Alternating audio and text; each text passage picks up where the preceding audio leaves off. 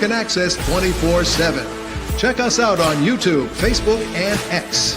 And for the premier sports talk experience, tap into our Roku channel.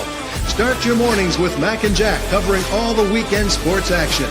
Then pour a cup and enjoy all the sports you can drink on the Coffee and Sports podcast. At midday, talk sports from east to west on the Coast to Coast podcast.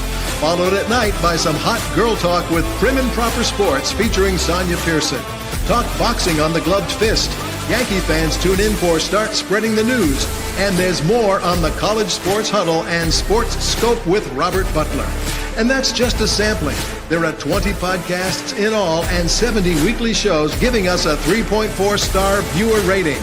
To find us on Roku TV, search for National Streaming Sports on the Roku search bar.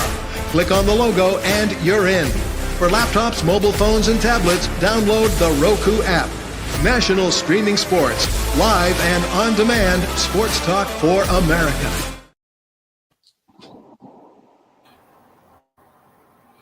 This show is brought to you by BetUS.com. 125% off your first 3 deposits, 30 years experience, secure site, wagering for all sports, including during the games and futures. SeatGeek provides you the best prices on sports and music events, game tickets, and concerts. Use NSS promo code to get $20 off your first ticket. Keep using the NSS promo code when purchasing tickets for great deals in the future. In Fanatics at nessp.info for your favorite teams, sportswear. Click on the link, and while you're there, check out our national streaming sports merchandise.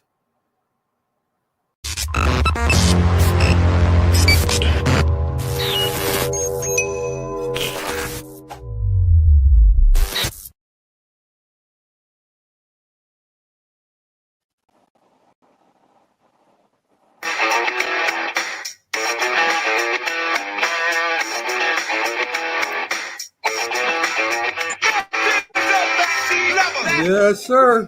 So we'll walk you this way right into your Wednesday Hump Day Sports. How you doing out there today, everyone? This is a professional sports show showing you how to do sports. My name is Mac. We have James, the J Train, Martin. We also have Keith, the Reverend Angle, and we have Bo, Big Bad Bo, who everyone should know. That's what we came up with while we were talking off the air, anyway. So, guys, we got a lot of things to talk about here. And, I want to talk about Miami and the Rams first. The Miami Dolphins ended up beating them 23-15. And what was a pretty boring game, really. And, James said he took the Rams. I think everybody in the country took the Rams. I know I did. Keith did. And, that seemed like it was a mistake almost that Miami was favored of them. Let's see, both running games, there was really nothing going on. Cooper Kupp did not play. And Tyreek Hill had one touchdown. It was like on a 4-yard pass. It was no big deal. And what do you guys think? Everybody says the Rams still have a chance here. They still have a chance. And they say Miami has a chance too at coming back. I don't see that. I know Miami's schedule is favorable, but I just don't see Miami that has that good of a team right now. What do you think, Keith? If Tua stays healthy and Tyreek Hill is healthy and they can run the football a little bit, I think they will have a chance. I think the Rams have a better chance just because the NFC West has been so weak, but with the 49ers getting healthy, that could change quickly. I was surprised the other night the Rams they didn't try to run the football enough in my mind. Williams, I thought, has had a pretty good year so far. And, Matthew Stafford, and as good as his receivers are when they're healthy, I don't think he's at the point where he can carry this team on his back. They need a more balanced offense in my mind. They threw the ball way too much the other night. Yeah, you're right. He did throw for 293 yards and one interception. James, Miami's defense to me has always been the problem. Miami, they always have they have the wide receivers, they got the running backs, Avance and the other guy there that also plays for them. I mean, they've always had a high-powered offense. So it's the defense. What do you think can be done about that? Do they bring in a defensive coordinator? I mean, at this time right now, I mean, it's not much you can do. I mean, you're past half point of the season. You just got to go with what you got. I think offensively, if everybody's healthy, that's a big if. Everybody, you see Tyreek Hill's got a problem with his wrist, but he still scores a touchdown. Jalen Waddle was shut down pretty much against the Rams. And A-Chain, Devon A-Chain is he's for 5'9" and it's 180, man. He's a lightning bolt. And then it looks like a nice play at the end by Odell Beckham. That would be a great weapon for them to be able to pick up some steam offensively and to take off offensively. I'm looking at the schedule. It's actually favorable for them. They got the Raiders next at home. Yep. They also have the Patriots. Sorry, Keith, at home. Green Bay, that's a loss. In Green Bay. The Jets, they can't play in cold places. The Jets, that's a win. Houston, who knows what Houston's going to be. San Francisco, also they just beat another team in that division. Cleveland, then the Jets again. They have an opportunity to turn things around here. So we'll see. I mean, it's really going to depend on their offense and how well they can bounce back, rebound. Because last year, they had the last part of the season, they had a favorable schedule and they took off and they got to the playoffs. But maybe they're trying to do that again. But I think it really depends on the quarterback and whether or not he's going to put on that big, giant Lord helmet. Have an 8-9 team make the playoffs in the AFC, by the way. Could get a wild card. So that could keep them alive, I suppose. And by the way, why is he tackling a guy with his head when he throws an interception? Oh, goodness. What's he doing? I know. It was the worst tackle ever, too. It was like he tried to just play dead bug in front of him and have him trip over him, and then shoved his head right into his knee. I was just like, man, this guy targets his head. Run away from the play. I mean, yes. Or at least treat it like a kicker. Come in from the side and just bump him out of bounds. Like you had him bottled up. Mm-hmm. So, Bo, so Miami, say Miami goes 8-9. Whoop-de-doo. I mean, they 8-9. They go into playoffs. They still aren't going to win anything significant. They're kind of stuck in the mud there. 8-9, 9-8, 7. I mean, I think that the purpose of building a team is to take them to the Super Bowl, at least to go to the Super Bowl. And Miami, they're not doing that again this year. No, they're definitely not. I mean, obviously, it's the defensive side of the ball that's the problem. If everybody's healthy, their offense can score with the best of them, right? But they can't stop anybody. That being said, their defense has looked better as of late. The last few games, it has come along. So they're at least not the bottom 5. They're kind of middle of the road. Middle of the road is at least interesting, right? You get a stop once or twice a game. But this particular game against the Rams, this was hot potato with the win. Nobody wanted it, and they end up with it. But it was terrible football. It's a game I kind of wish was flexed out. I feel like we have that on Monday night yet again. A game I wish was flexed out, but here we are. Yeah. To answer your first question, though, they do have a shot at the playoffs. Yes. Can they flex Mondays out? Well, I'm not even sure they can. So they can. It's got to be at least 2 weeks out.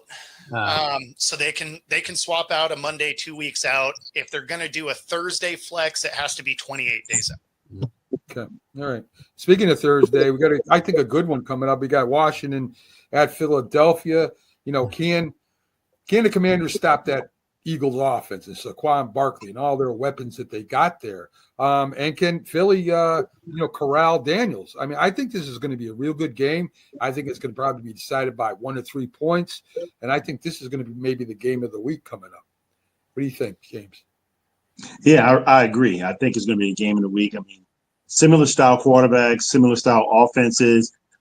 Look, I think Washington is working with less, and they seem to be more consistent, more talented in their offense. Philadelphia is starting to turn around. They're starting to see some consistency with them with their offense. Defensively, I like the cornerback tandem back there, and defensive line. I think they can do some things, but Jaden Daniels is a handful. He's right now he's leading as rookie candidate for rookie of the year, and quite possibly MVP as a dark horse, I think. And so I think this will be a low scoring game, though. I don't think it's going to be a high scoring game like people might think. There's going to be some running of the ball, and I think that both defenses in the secondary, they don't allow a lot of scoring defensively in that direction. So it's going to be a lot of running on both sides. And it's maybe like a 17-13 game, somewhere around there. And I wouldn't be surprised if Washington won a game or the Eagles won a game. They can go either way too. Could be. You want me to take this, Keith? I mean, he's picking on my Giants and your Patriots. Right? He's like swinging at half the panel. I don't know what this is. This isn't even real. Is that real? Yes. Robert, let revisionist history here, okay? First of all, yes, the Giants did go into the wild card, but during the playoff run, the Giants beat every team before them. In fact, Eli Manning had the highest passing percentage during the playoffs, going to play the Patriots. And, of course, the Patriots were undefeated at the time. They were playing their butts off. So I don't know what you're talking about here at all. I mean, that was a great Super Bowl, especially for the Giants, but the Patriots played their best too. And, I don't know what you're talking about there. I like that you're handing them a participation trophy. You're like, they did okay. Here you go. I mean, hey, one completion that was incomplete, the Patriots might have won that game. I mean, that was definitely not going on that one play. That's all I can say. That was a David versus Goliath game, man. That was one of the best Super Bowls I've ever watched, and one of the best low scoring Super Bowls I've ever watched, I think. Yeah, because that they didn't score high at all, and I was totally surprised. And that defensive line for the Giants was just man, one of the best I've seen in a long time. All day with 4 pass rushers. That's how you beat them. Yep. I'll play that. And guess what, James? They got pressure at Tom Brady's face, believe it or not. They did that to him, and he couldn't throw that well. So, yeah. Oh, come on. James has this thing about, quarterbacks don't play well when they get in their face, and I don't think there's any quarterbacks that do. Let's bring in Sonia. I was proven right, Mac, about that. How many interceptions did Jared Goff throw with all that pressure in his face? 5. 5. Come on. Yep. Yeah. But you're not supposed to win that game. But that means that tells you that Detroit is a complete team. Yep. And some things regarding C.J. Stroud. He kind of went off the wagon. I mean, he felt the wheels fell off the wagon there a little bit at the end. Yeah, I agree. Good Good evening, Sonia. How you doing? Hi, Mac. Hi, gentlemen. How are you all? I'm well, thank you. Hello. Sorry, great story of my life. So we're getting to the Dallas Cowboys and all the turbulence that's going on around them right now. You got Micah Parsons telling the coach to go ahead and move along, and then he comes back and he says, "Well, I really didn't mean it because I don't like him. I said it because I want Zach Martin and this other guy to get a chance at the Super Bowl. Dak Prescott is, he's out for the season. The locker room is gone. Jerry Jones doesn't like the son." Or he likes the son too much, I should say. And I guess what are we doing right now? I don't Keith. I mean, I like the son. It's good for you, right? I mean, the son like days of our lives. What are we talking about here? It just sounds like a for not a football team, right? So what are your thoughts, Keith? Look, it's time for Jerry Jones to move on. I mean, this is all stems from the top. All this dysfunction has got it's always one common theme is there year after year after year, and that's Jerry Jones. They haven't won a Super Bowl. Listen, as a Yankee fan, we know what it's like, right? Winning one World Series every 20 years is not enough. As a Cowboy fan, I'm sure. As a Mariners fan, calm down. Right. we can be like that. Well, we get to be like that. But again, as a Cowboys fan, it's not good enough to win one Super Bowl every 30 years either. When you've got every other team in the league, basically, except maybe the Lions and the Vikings, there's a few, have won a Super Bowl since they have. And it's Jerry Jones is the problem. He needs to move on, step aside, let his son take over, whoever, his daughter, I don't care who it is, whether he likes him or doesn't like him, and get some football people in there to run the show. Then they'll be good. Otherwise, you're going to have all this dysfunction forever. And he's the common denominator year after year after year. Well, maybe all that money he's paid in child support to her, maybe she could afford to take it over. You know, it's very possible. Anyway, so Sonia, let me get you in there. You know, listen, Jerry Jones is part of the problem, definitely. Mike McCarthy, I feel bad for the guy, believe it or not, because I think he's a pretty good coach. I do too. He's gone to the Super Bowl. He's a good offensive mind. He worked with Brett Favre. I mean, you know, the guy knows football. But when you got a guy like Jerry Jones talking about you, talking about the game, talking about winning, talking about losing every day, it's got to drive you crazy. Yeah, and hi, Feather Freebird. I still don't know who that is, but he always says hi. That's actually my mom. Oh, hi. That's my mom jumping in. Awesome. She supports me sometimes. Thank you so much, Bo's mom. Yes. So I just think I don't really agree kind of with Keith saying, I know it's a shocker. I don't agree with Keith about that Jerry needs to sell the team. I'm kind of a softie. Jerry's owned this team for a very long time. He's Didn't say he had to sell the team. Just move aside, that's all. Yeah, he has to like visit the moon or something. Sorry, go ahead. Okay, so just move aside, be less involved. Okay, yeah. I agree with that. Be less involved. But I really want him to get a championship because he's getting up there. You know, I don't really necessarily, I hate it's the Cowboys, but if it's just for him, you know, because I just kind of feel bad. He's really put a lot into that team. He's brought players back that have left before, giving people the benefit of the doubt. I've always said he runs a work release camp, so he's always about second chances regardless, because everybody in the league that gets in trouble at some point, when they're released, you know, good old Jerry will give you a chance. On his squad. You know, surprised Deshaun Watson's not there. No pun intended. Anyway, I really don't know what the resolve is with Dallas, but I do know this. They should stop starting their seasons with their hashtag, "This is our year." Every time they do that, it's almost like they, you know, already jinxed themselves. So maybe if they stop using that hashtag and stop circulating it from January to January every year, even when it's not even football season, maybe, you know, that might bring them some luck. But Dallas is a mess. They're in shambles. But like everybody says, their loss is an American win. So keep on losing, Dallas. Way to go. Exactly. See, and they should use the hashtag that I started for the Mariners, from hope to nope. Oh, I like that, Bo.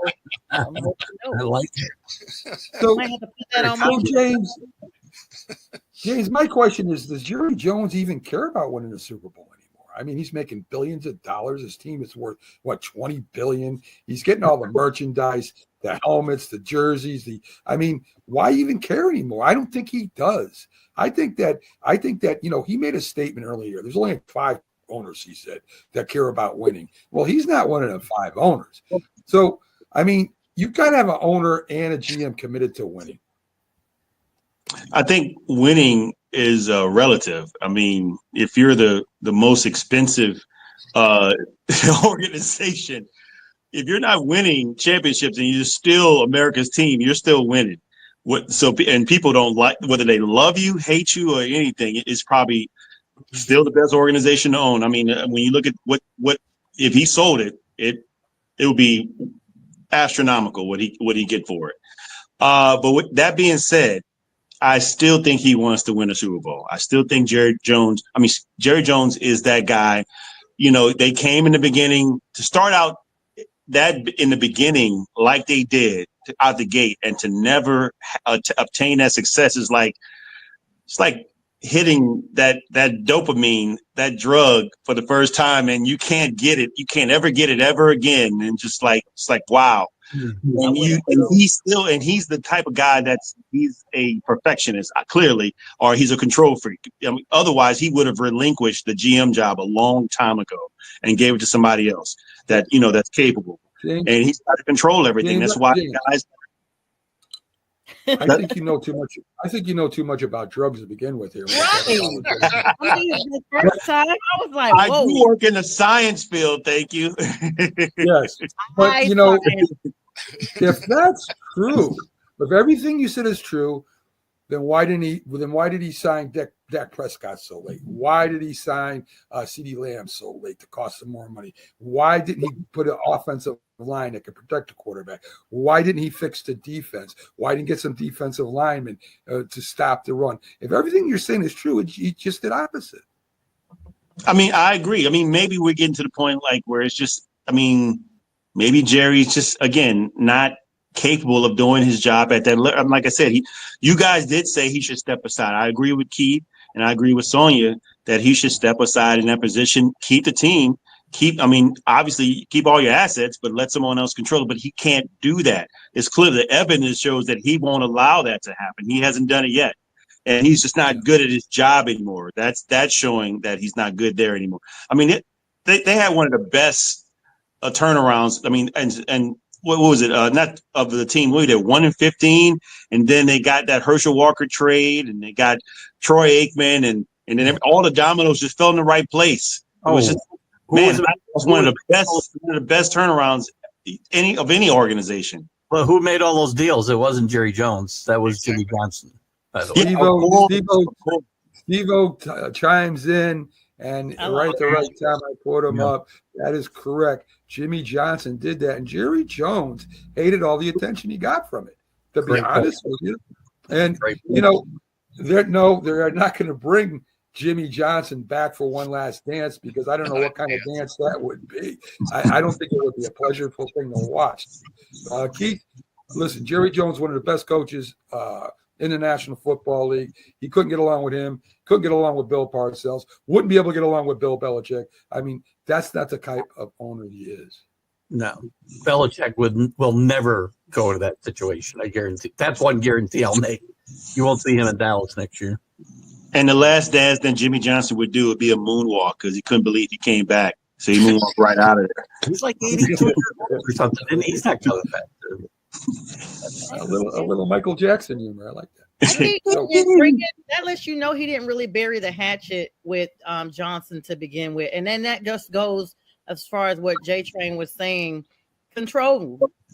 You really would rather take an L than to celebrate somebody else that the fans love, the players love, and you're such a Debbie Downer. You'll take an L and just diminish Jimmy's role when Jimmy was hyping him up. Like he holds no malice. He was ready to come back. And, I think they had him as a consultant for a little while, but I'm like, what are you consulting on? Flavors of Gatorade? Because he's not doing anything productive for the team. Yeah. Listen, hi CJ, glad to have you aboard tonight. Let's see, what do we got here from Feather Freebird? Maybe Jerry keeps himself relevant. Chat rooms, it could be. Let's talk about Barry Switzer for a second. And I know a player that played under Barry Switzer. They were two different coaches, and Jerry Johnson was more of the taskmaster. Barry Switzer was the grandfather that you never had. Both were effective. Now, granted, that was a lot of Jimmy Johnson's players, but you still got to get him to perform. And I'm not going to take nothing away from Switzer on that. So. Might want to ask Troy Aikman a little about Barry Switzer and what he contributed to that team, which it wasn't very much, according to Aikman. But I like Barry. That was Jimmy's team. That was Jimmy's team the whole way. Yeah. Like it was. Listen, not everybody likes butterscotch candy. That's what I'm telling you. That's what I'm saying. Yeah, So, anyway, Switzer isn't the first one to do that, though. I mean, that's the knock on Gruden's Super Bowl, right? That was Dungy's team, not his. Now, granted, the Raiders team that he had built went to a Super Bowl without him, right? So, I mean, it's not like he didn't build a team, but big difference. Sometimes right place, right time. One big difference, though, is Dungy didn't get that team over the top, and Gruden did. So Jimmy had already gotten that team over the top, and Barry just piled out. Well, I mean, you could Yes, make a similar argument to McCarthy, right? That was mostly the team that won a Super Bowl with Brett Favre that he took over. Yeah. So you can say the same thing with George Seifert when he took over the Niners from Bill Walsh. I mean, Another good most of those example. players. Yeah. So anyway, But you still got to win. That's the thing. You still got to win. We do have I agree. You still got to get them to the finish line. Caleb Williams is getting worse. Go ahead, Bill. Oh, I just said the ring fits the same either way, right? Yes. Yeah. Gary's laughing all the way to the bank, so that's fine. He's happy with it. Well, I just fizzling in the playoffs works out because everybody burns their jerseys. You get to sell them again. Good point. Bo, I just don't want anybody to miss your commentary because it's so over the top and spot on. So anyway, Gary got so much money that some of his bills still have dust on them. He hasn't even broke the bands on them. Okay. Absolutely. He got the old school 20s, a whole box of them somewhere. There you go. Caleb Williams getting worse. Chicago fires offensive coordinator Shane Waldron. Now, all right, so your offense isn't working, and your offense isn't working for multiple reasons. Exactly. First of all, your offensive line can't do shit. They don't block at all. Your running backs, for some reason, have faded away. Your wide receivers right now, you're out to lunch. Caleb Williams, of course, is playing badly. I mean, why do you pick the passing? I think he's the passing specialist, coach, or whatever. Why are you just putting it all on him and saying, okay, you take it, you run with it, when there's a lot more than just a passing game that's having problems over there? What do you think, Sonia? First of all, I disagree that they fired the offensive coordinator. I'm like, they always start with the scapegoat. Like, okay, they never think, okay, this is clearly a player's issue. There's something off. We all talked about this last year with the Eagles. They looked good, then all of a sudden we were like, okay, is there a locker room issue? Like, what's happening? This looks like a locker room issue to me because Caleb's whole energy is off. I mean, I know we're not personally around him, but his disposition is different. And this probably starts before the Hail Mary loss. Like that part right there where your guy didn't even know the game was still going and missed a pivotal. I actually assisted with the touchdown, honestly, because he, backed it right on in. That right there lets me know that prior to that happening, there was a communication issue at a minimum in that locker room on that offensive line. Caleb, as a quarterback, is supposed to be the hem of that O-line. This falls on him. Now, yes, of course, they're not going to throw him out to the wolves because he's their number one guy. They're going to start with the management, with the team. But at the end of the day, I'm just like, he was doing good at some point. So why is it because you guys have lost 3 games now he's off with your head? So, Bo, you want to address this? Yeah. So he's not entirely wrong. JSN here definitely did comment in a weird way on a live broadcast. Waldron definitely hasn't had the best of options. Both locations, he had horrible offensive lines. But the biggest thing is for the Bears is they have an organizational issue because they've done this thing with 3 separate quarterbacks in a row where they draft a guy. Then they ultimately have a, lame duck head coach that's hanging out. Year 2, it's going to be a whole new coaching staff. They did it to Trubisky, then they did it to Fields, and they're about to do it to Caleb. The Bears are just in their own way 99% of the time, and the other 1% is them shooting themselves in the foot. So they don't have a good path forward. I did hear something from some beat writers in Chicago, though, that there is some traction behind potentially Gruden getting a look at coaching in Chicago. And that would be a team that would actually fit pretty well. And they're all mobsters, that's for sure. That's what Gruden likes. So, Keith, to piggyback Bo's point, not only did they change coaches, they changed GMs on the other years. So you got a GM who gets his quarterback, and then the coach comes and says, whoa, I don't want that quarterback. The GM gets fired, I'll take this quarterback. And then the GM comes in the next year, and it continues and continues and continues. Quarterback development does not exist in Chicago. Quarterback or any kind of cohesive team doesn't exist in Chicago because you can't just keep blowing it up every 2 years. I mean, I know it's a win now league today. There's no 5-year plans, but you got to give something a chance to percolate and grow, and they don't do it. They have no patience whatsoever. And again, this is another example of a team that's been owned for a long time by the same family, even longer than Jerry Jones. Since George Halas days, this is still his family. And maybe there needs to be a change at the top because, again, these things, that type of thing always trickles down from the top. They just, again, when you're not going to have any chance at consistency and building something because you're going to blow it up every 2 years, you got to have some patience at some point. James, Caleb is your guy. You got the poster of him in your dining room, and you keep putting it up, keep taking it down, putting it up. I mean, what are you doing right now with that? Are you keeping it up there? Do you still believe in this kid? He wants him in New Orleans.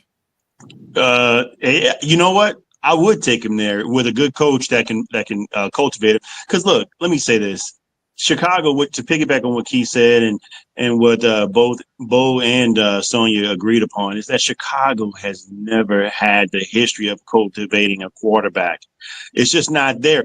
I mean, you have the old scheme: run the ball, have a guy that can manage the game, throwing the ball here and there, and have a great defense.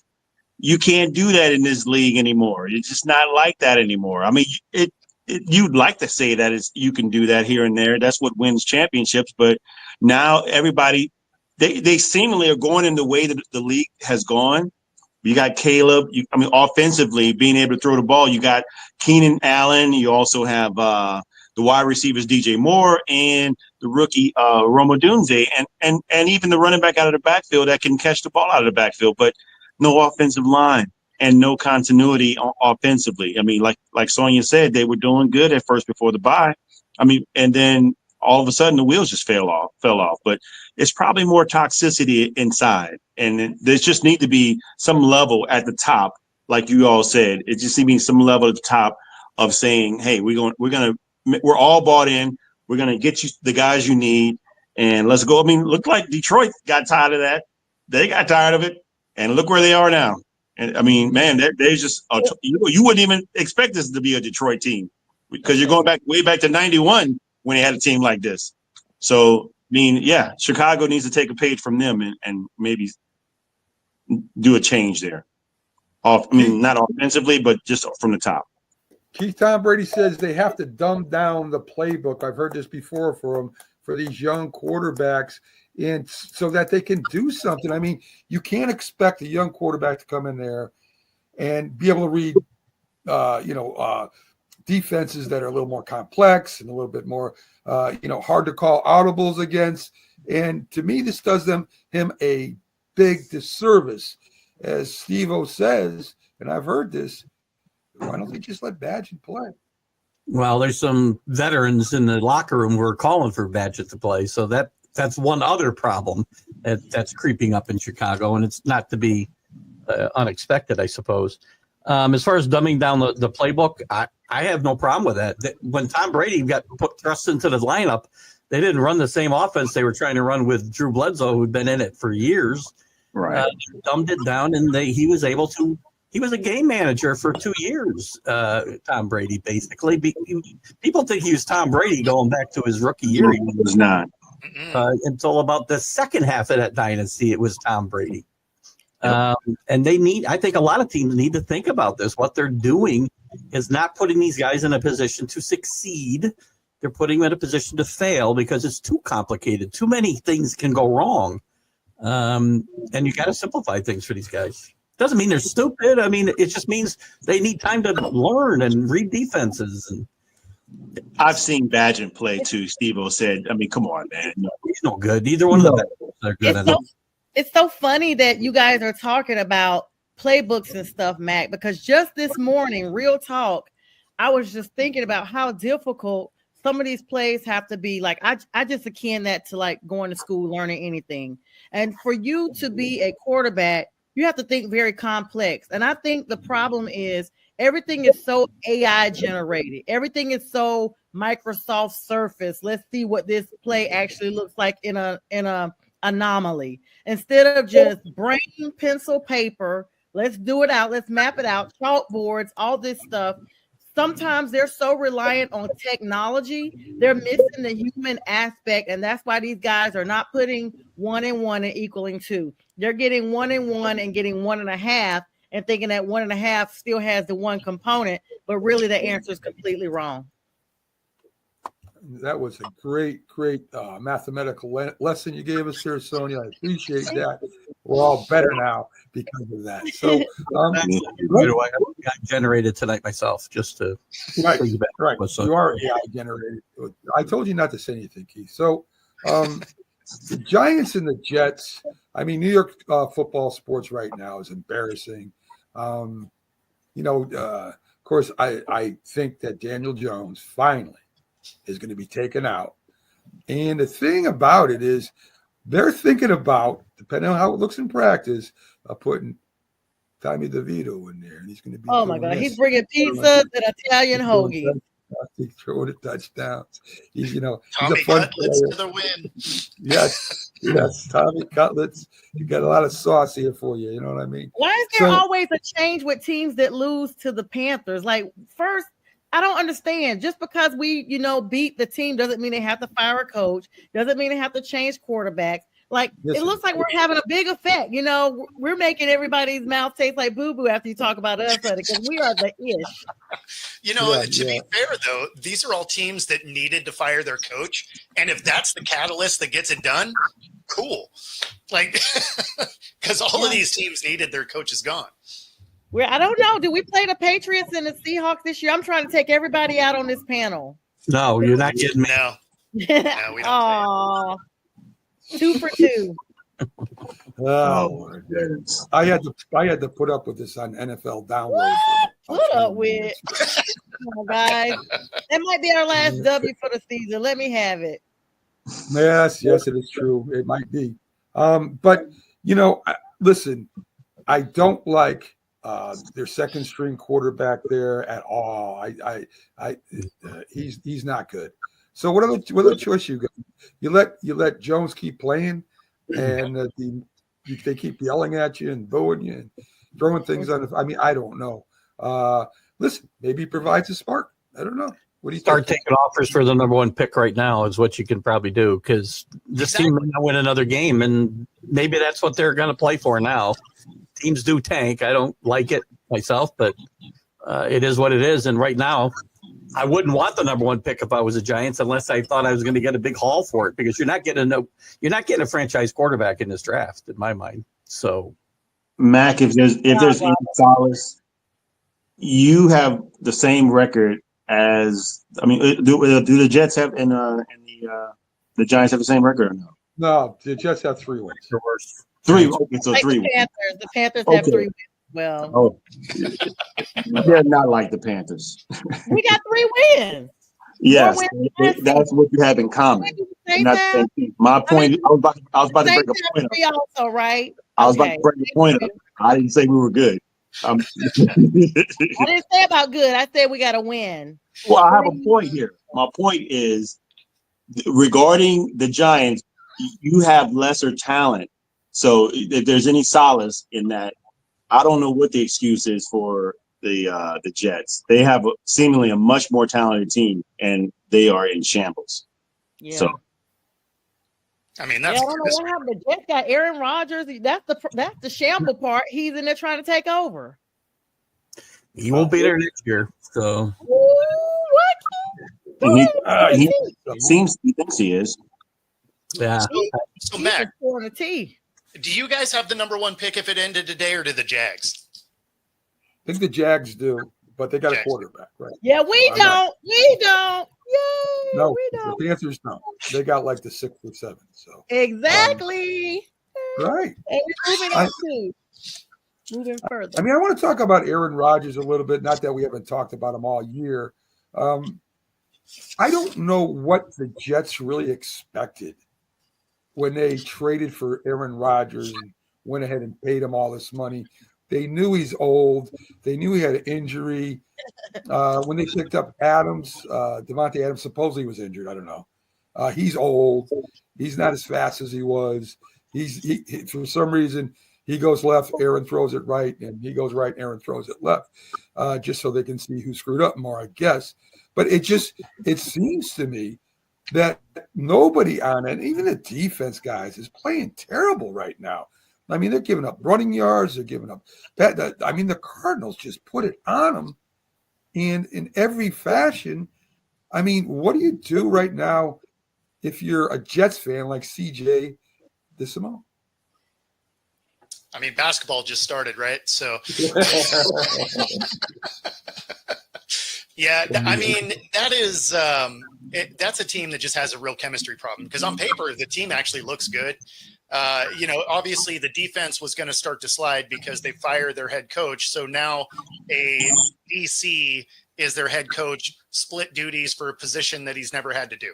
Right. So you knew that there was going to be some issues once that occurred. It's just a team that's spiraling. But Rodgers is such a weird dude. It's enjoyable. All those retreats he went to before the season started. That's what happens when you don't mesh with your team. You're too busy on some holistic retreat on your own. Take your teammates with you. Try to bond with them.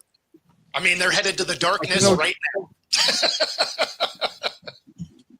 James, when I watched that game, I watched almost the whole game. The Cardinal players were out playing individually the Jets.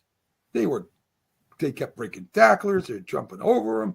They're giving them forearms. They did never quit on a play where it looked like Sauce Gardner went in there and said, well, I tried to tackle him, but he just wasn't there. I mean, I saw this with New Orleans. I mean, sometimes you're just not motivated. I mean, I'm not saying that you should be. I mean, you should be motivated. I don't care what you get paid to play football. This is you're a professional. You should be out there tackling. You should be out there giving it your all, even if your record is saying otherwise, or even if you're under management that's just saying, look, this isn't good. Because I mean, the players were happy that this guy got fired. But I'd be remiss to say that maybe they made a mistake in getting rid of Robert Saleh. I mean, I think they should have kept him. At least there was some level of continuity. I mean, discipline-wise. I don't know. Rodgers seems to be the common denominator of why they're losing.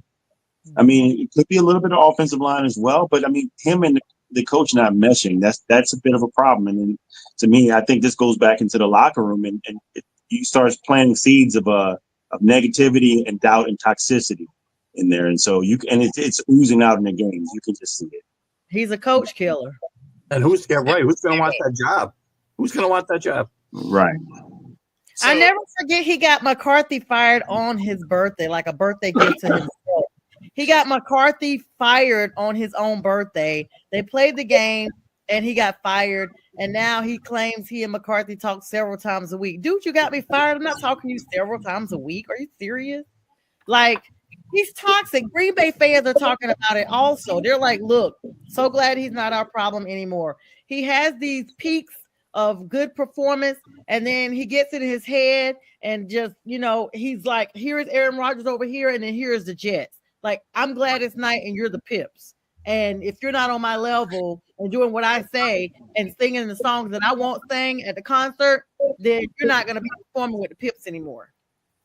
So Steve-O is a Rodgers guy, but the thing is sure, he's getting negative press, I guess. You know what the media isn't doing is making him throw balls nowhere near his receivers. Like, that is 100% on the guy chucking the ball down the field. So the owner's not either, by the way. And I do blame owners for a lot of bad situations. I'll blame the owner for the overall chemistry problem here.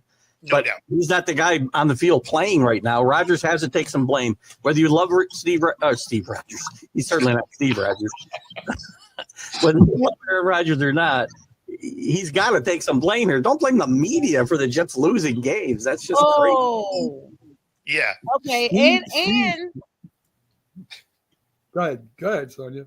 no, and I was gonna say, and he got what is the guy Mike Willis finally got up out of there. Mike Williams. Williams, yeah, he wouldn't target him. Steelers. Now all of a sudden he's got like that's what he does. He's Right. so negative. He's a Blame it destructive. on. Blame it all Now on I Buck see- Rogers. It's fine. Now I see why Steve-O and Jack get along so well. I mean, he's got it bad. Oh He's my got a God. bromance for Aaron Rodgers. Wow. Yeah, Jack is being appointed to the Trump administration as we speak. That's probably why he hasn't been on the show. Yes, that is true. But anyway, I don't agree with that, man. So as we all know, the NBA is kind of, still the beginning of the season. Before we get on to that, I want to talk a little bit about a college coach that passed away, John Robinson, head coach of USC, died at 89 years old. I know Keith and James both cover college, are kind of our experts here, especially Keith with the past. Keith and James, give us you're kind of skinny on this guy. John Robinson, one of the few guys who was successful both in college and the NFL, if you remember, took over USC when John McKay left to go the NFL and continued to produce Heisman Trophy winners and win a national championship and continue that great USC tradition, at least at that point in time. And then went on to the Rams and did very, very well, at least in his first 6 of the first 7 years he went to the playoffs. They got to at least two NFC championships, yeah. And he was one of the most underrated coaches that nobody ever talks about. And maybe I'm trying to think of a guy more successful on both levels than John Robinson. So great coach, and our thoughts and prayers go out to his family. And while I've got the mic, I'll say also on the college level, quick shout out to the family of Jerry Faust, who is not nearly as revered, but still passed away and is a big part of the Notre Dame history as well. Whether good or bad is to be debated.